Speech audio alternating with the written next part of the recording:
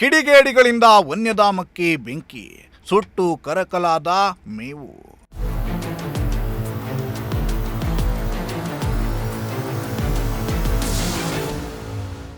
ಮೇವು ನೀರಿಲ್ಲದೆ ನರಳುತ್ತಿವೆ ಪ್ರಾಣಿ ಪಕ್ಷಿಗಳು.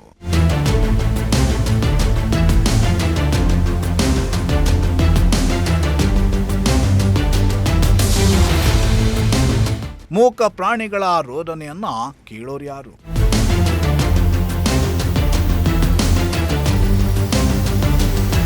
ತುಮಕೂರು ಜಿಲ್ಲೆಯಲ್ಲಿ ಅಪರೂಪದ ಜಿಂಕೆ ಸಂತತಿ ಹೊಂದಿರುವ ಮಧುಗಿರಿ ತಾಲೂಕಿನ ಮೈದನಹಳ್ಳಿಯ ಜಯಮಂಗಲಿ ಕೃಷ್ಣಮೃಗ ವನ್ಯಧಾಮದಲ್ಲಿ ಸೂಕ್ತ ಸೌಲಭ್ಯ ಇಲ್ಲದೆ ಜಿಂಕೆಗಳ ಸಂತತಿ ಕ್ಷೀಣಿಸುತ್ತಿರುವುದು ಆಘಾತ ಹುಟ್ಟಿಸುವಂತಾಗಿದೆ.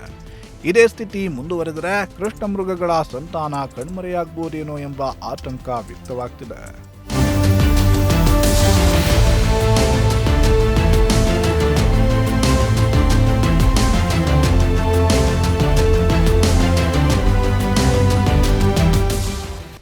ರಾಜ್ಯದ ಎರಡನೇ ಅತಿದೊಡ್ಡ ಕೃಷ್ಣಮೃಗ ವನ್ಯಧಾಮ ಎಂಬ ಹೆಗ್ಗಳಿಕೆಗೆ ಹೆಸರಾಗಿರೋ ಜಯಮಂಗಲಿ ಕೃಷ್ಣಮೃಗ ಧಾಮದಲ್ಲಿ ಕೃಷ್ಣಮೃಗಗಳ ಬದುಕು ಹೇಳುತ್ತಿರದ್ದಾಗಿದೆ.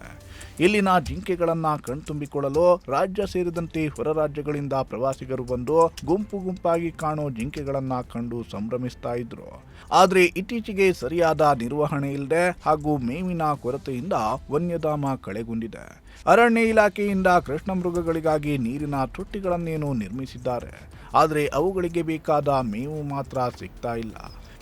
ಇನ್ನು ಇತ್ತೀಚೆಗೆ ವನ್ಯಧಾಮಕ್ಕೆ ಬೆಂಕಿ ತಗುಲಿ ಗಿಡಗಂಟಿಗಳ ಜೊತೆಗೆ ಹುಲ್ಲು ಹೊತ್ತಿ ಉರಿದ ಪರಿಣಾಮ ಕೃಷ್ಣಮೃಗಗಳು ಹೆದರಿ ತಂಗುದಾಣ ಮತ್ತು ವಿಶ್ರಾಂತಿ ಗೃಹದ ಬಳಿ ಬಾರದಂತಾಗಿವೆ. ವೀಕ್ಷಕರೇ, ಏನೀಗ ಬರಗಾಲ ಆರಂಭಗೊಂಡಿದೆ. ಬರಗಾಲದಲ್ಲಿ ಏನು ಅರಣ್ಯದಲ್ಲಿರ್ತಕ್ಕಂಥ ಪ್ರಾಣಿ ಪಕ್ಷಿಗಳಿಗೆ ಮೇವು ಒದಗಿಸಬೇಕಾಗಿರ್ತಕ್ಕಂಥ ಜವಾಬ್ದಾರಿ ಸರ್ಕಾರ ಮತ್ತು ಅಧಿಕಾರಿಗಳ ಮೇಲಿದೆ. ಏನು ಮಧುಗಿರಿ ತಾಲೂಕಿನ ಕೊಡಗೇನಹಳ್ಳಿ ಹೋಬಳಿಯ ಜಯಮಂಗಲಿ ಕೃಷ್ಣಮೃಗ ವನ್ಯಧಾಮದಲ್ಲಿ ರಾಜ್ಯದಲ್ಲಿ ಅಪರೂಪದ ಜಿಂಕೆ ಸಂತತಿ ಹೊಂದಿದೆ. ಸುಮಾರು 700ಕ್ಕೂ ಅಧಿಕ ಜಿಂಕೆ ಇಲ್ಲಿ ವಾಸವಿದ್ದು, ಈ ಜಿಂಕೆಗಳಿಗೆ ಆಹಾರವಾಗಿದ್ದ ಹುಲ್ಲನ್ನು ಕಿಡಿಗೇಡಿಗಳು ಬೆಂಕಿ ಹಚ್ಚಿ ನಾಶಪಡಿಸಿರ್ತಕ್ಕಂಥದ್ದು ಇಲ್ಲಿ ನೀವು ದೃಶ್ಯಗಳಲ್ಲಿ ಕಾಣ್ತಾ ಇರ್ಬೋದು. ಸಂಪೂರ್ಣವಾಗಿ ಈ ಅರಣ್ಯ ಪ್ರದೇಶನ ಕಿಡಿಗೇಡಿಗಳು ಬಂದುಬಿಟ್ಟು ಏನು ಬೆಂಕಿ ಹಚ್ಚಿಬಿಟ್ಟು ಜಾನುವಾರುಗಳು ಮತ್ತು ಜಿಂಕೆಗಳ ಮೇವನ್ನು ನಾಶಪಡಿಸಿದ್ದಾರೆ. ಸೊ ಇದರಿಂದ ಏನು ಅರಣ್ಯಧಾಮದಲ್ಲಿ ಇರ್ತಕ್ಕಂಥ ಜಿಂಕೆ, ನವಿಲು, ಮೊಲ ಇವುಗಳಿಗೆ ಆಹಾರ ಇಲ್ಲದಂತಾಗಿದೆ.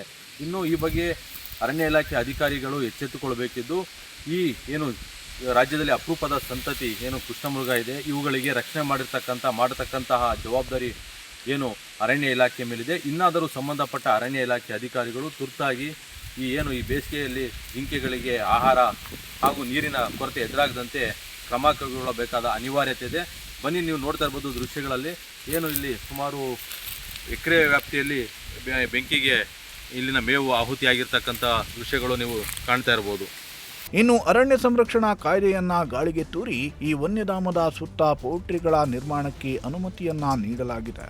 ಹೀಗಾಗಿ ಜಿಂಕೆ ಸಂತತಿ ನಶಿಸುತ್ತಿದೆ ಅಂತ ಸ್ಥಳೀಯರು ಆರೋಪಿಸುತ್ತಿದ್ದಾರೆ. ಈ ಬಗ್ಗೆ ಮಾತನಾಡಿರುವ ಚಿಂತಕ ಡಾಕ್ಟರ್ ಕೆ ನರಸಿಂಹಯ್ಯ, ವನ್ಯಧಾಮದ ಸುತ್ತ ಪೌಲ್ಟ್ರಿ ಫಾರ್ಮ್ಗಳು ನಿರ್ಮಾಣಗೊಂಡಿದ್ದು ಇದರಿಂದ ಜಿಂಕೆ ಸಂತತಿ ನಶಿಸುತ್ತಿದೆ. ಅಧಿಕಾರಿಗಳು ಅರಣ್ಯ ಸಂರಕ್ಷಣೆ ಕಾಯ್ದೆಯನ್ನ ಗಾಳಿಗೆ ತೂರಿ ಪೌಲ್ಟ್ರಿ ಫಾರಂಗೆ ಅನುಮತಿಯನ್ನ ನೀಡಿದ್ದಾರೆ. ಇದರಿಂದ ಜಿಂಕೆ ಸಂತತಿ ಹಾಗೂ ವನ್ಯಧಾಮದ ಪ್ರಾಣಿ ಪಕ್ಷಿಗಳಿಗೆ ಅಪಾಯವಾಗುವ ಸಂಭವವಿದೆ. ಆದ್ದರಿಂದ ಕೂಡಲೇ ಅರಣ್ಯ ಇಲಾಖೆ ಸೂಕ್ತ ಕ್ರಮವನ್ನ ಕೈಗೊಳ್ಳಬೇಕು. ಇಲ್ಲವಾದಲ್ಲಿ ಶೀಘ್ರದಲ್ಲೇ ಪ್ರಗತಿಪರ ಸಂಘಟನೆಗಳ ಮುಖಂಡರ ಸಭೆಯನ್ನ ಕರೆದು ಉಗ್ರ ಹೋರಾಟ ಮಾಡುವುದಾಗಿ ಎಚ್ಚರಿಕೆಯನ್ನ ನೀಡಿದ್ರು. ನಮ್ಮ ವಿಶೇಷವಾಗಿ ಮಧುಗಿರಿ ತಾಲೂಕಿನ ಹಾಲಿ ಶಾಸಕರು ಹಾಗೂ ಸನ್ಮಾನ್ಯ ಸಹಕಾರ ಸಚಿವರು ಸಮೇತ ಇದನ್ನು ಗಮನಹರಿಸಬೇಕಾಗಿದೆ. ಇದರಿಂದ ಈ ಒಂದು ನಮ್ಮ ಸುತ್ತಮುತ್ತಲ ಹಳ್ಳಿಗಳಿಗೆ ಭಾಳ ತೊಂದರೆಯಾಗುವಂಥ ಸಾಧ್ಯತೆ ಇದೆ. ಈಗ ಹಿಂದೆ ನಾವು ಇದೇ ಒಂದು ವನ್ಯಧಾಮವನ್ನು ರಕ್ಷಣೆ ಮಾಡಬೇಕು ಅಂತ ಹೇಳ್ಬಿಟ್ಟು ಆಗ ಒಂದು ದಿವಂಗತ ಸ್ವಾತಂತ್ರ್ಯ ಹೋರಾಟಗಾರರಿರ್ತಕ್ಕಂಥ ದೊರೆಸ್ವಾಮಿ ಅವರ ನೇತೃತ್ವದಲ್ಲಿ ನಾವೇ ಇಲ್ಲಿನ ಪ್ರಗತಿಪರ ಸಂಘಟನೆಗಳು, ರೈತ ಸಂಘಟನೆಗಳು ಮತ್ತು ದಲಿತ ಸಂಘಟನೆಗಳು ಎಲ್ಲರೂ ಸೇರಿ ಒಂದು ಪ್ರತಿಭಟನೆಯನ್ನು ಮಾಡಿದಾಗ ಅದು ದೊಡ್ಡ ಮಟ್ಟದಲ್ಲಿ ಒಂದು ಯಶಸ್ಸು ಆಯಿತು. ಆ ಸಂದರ್ಭದಲ್ಲಿ ಆ ಒಂದು ವನ್ಯಧಾಮ ರಕ್ಷಣೆ ಆಗೋದಕ್ಕೂ ಸಮೇತ ಒಂದು ಅನುಕೂಲವಾಯಿತು. ಈಗ ಇದು ಸಮೇತ ಭಾಳ ಒಂದು ಶೋಚನೀಯ ಸ್ಥಿತಿ. ಹಾಗಾಗಿ ಈ ಕೂಡಲೇ ನಮ್ಮ ಸಚಿವರು ಹಾಗೂ ಸಂಬಂಧಪಟ್ಟಂಥ ರಕ್ಷಣಾ ಇಲಾಖೆಯವರು ಮತ್ತು ಅರಣ್ಯ ಇಲಾಖೆಯವರು ಕ್ರಮ ವಹಿಸಿ ಯಾರು ಅಲ್ಲಿ ಈ ಒಂದು ಕೃತ್ಯವನ್ನು ಎಸಗಿದ್ದಾರೆ ಅದಕ್ಕೆ ನೀವು ಪರಿಹಾರವನ್ನು ಸೂಚನೆ ಮಾಡಬೇಕು ಕೂಡಲೇ. ಈ ಥರದ್ದು ಏನನ್ನ ಈ ಕ್ರಮಗಳನ್ನು ನಿಲ್ಲಿಸ್ತಲೇ ಇರ್ತಕ್ಕಂಥ ಸಂದರ್ಭ ಇನ್ನೂ ಅದು ಮುಂದುವರೆದ್ರೆ ಬಹುಶಃ ಈ ನಮ್ಮ ಸುತ್ತಮುತ್ತಲ ಹಳ್ಳಿಗಳ ಎಲ್ಲ ಸಂಘಟನೆಗಳ ಒಂದು ಮುಖಂಡರುಗಳ ಒಂದು ಸಭೆಯನ್ನು ಕರೆದು ಉಗ್ರವಾದಂಥ ಹೋರಾಟ ಮಾಡೋದಕ್ಕೂ ಸಮೇತ ನಾವು ಸಿದ್ಧರಾಗಿರ್ತೀವಿ ಅಂತಕ್ಕಂಥದ್ದನ್ನು ನಾವು ಈ ಮೂಲಕ ನಾನು ತಿಳಿಸ್ಕೊಡ್ತೇನೆ. ಒಂದು ಕಡೆ ಬಿರು ಬಿಸಿಲಿನಿಂದ ಪ್ರಾಣಿ ಸಂಕುಲ ಕಂಗಾಲಾಗಿ ಹೋಗ್ತಾ ಇದ್ರೆ, ಇನ್ನೊಂದು ಕಡೆ ವನ್ಯಧಾಮಗಳಲ್ಲಿಯೇ ಈ ತರಹದ ಪರಿಸ್ಥಿತಿ ನಿರ್ಮಾಣವಾಗಿರುವುದು ವಿಪರ್ಯಾಸವೇ ಸರಿ.